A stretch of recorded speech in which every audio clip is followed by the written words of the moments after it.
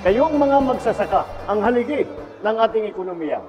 Ang inyong pawis, pagod at sakripisyo ang siyang bumubuhay sa ating sektor ng agrikultura. Hindi po lingid sa ating kaalaman ang mga pagsubok na patuloy na iyong hinaharap. May ilan nga po sa inyo na napipilitang umutang ng napakataas na interes. Isang sitwasyon lalong nagpapabigat pa sa inyong pinagdadaanan. Bilang tugon ng pamahalaan, inilulunsad natin ang Agri-Puhunan at Pantawid Program. Sa panahon naman ng pagtanim hanggang sa pag-aani, makakatanggap din po kayo ng tulong pantawid na nakakahalaga ng 8,000 piso tuwing unang linggo sa loob ng 4 na buwan. Hangad po naming makatulong ito sa pagtugon ng inyong pangangailangan habang naghihintay kayo ng anihan. Sa inyo pong pagtanggap sa mga tulong na ito, umaasa po ako na mas lililangin ninyo ang inyong mga kakayahan at magiging bukas kayo sa mga makabagong teknolohiya at pananaw sa agrikultura. Sama-sama po natin tahakin ang landas ng pagbabago. Itatag natin ang isang mas progresibo, mas maunlad, mas matatag na bagong Pilipinas.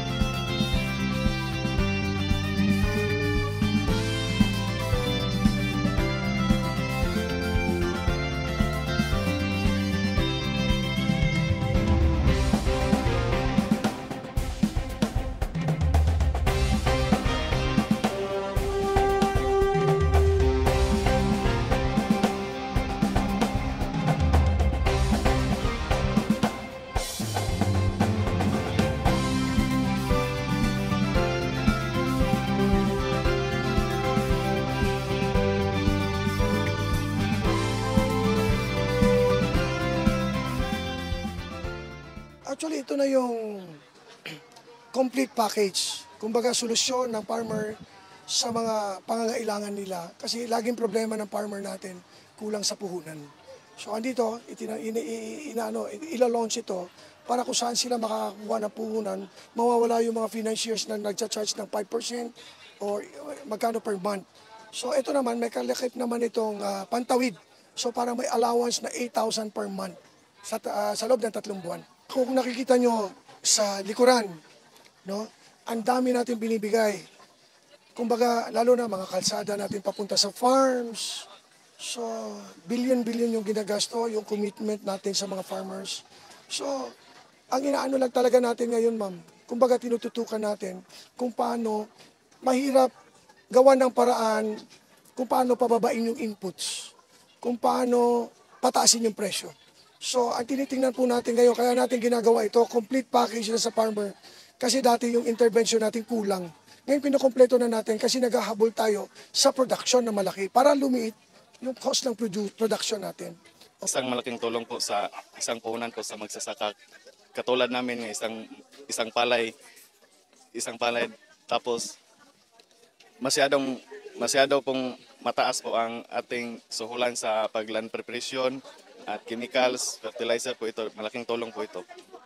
Dati po ma'am, mag-uutang po kami sa labas sa kooperatiba kung may nag-offer po ng co-op nang magpa-offer sila ng fertilizer.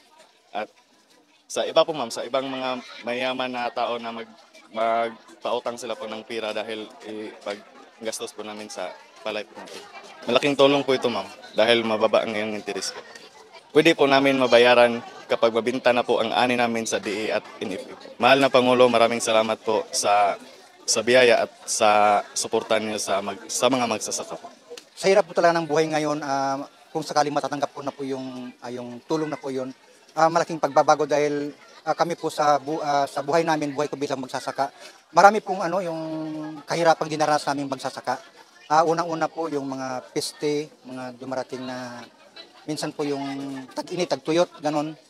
Ito po ngayon na ibibigay po ng gobyerno sa akin, malaking ayuda dahil sa labas po kami umuutang ng pera. Minsan doon po sa co-op namin sa Abudasan po, kasi taga North Cotabato po.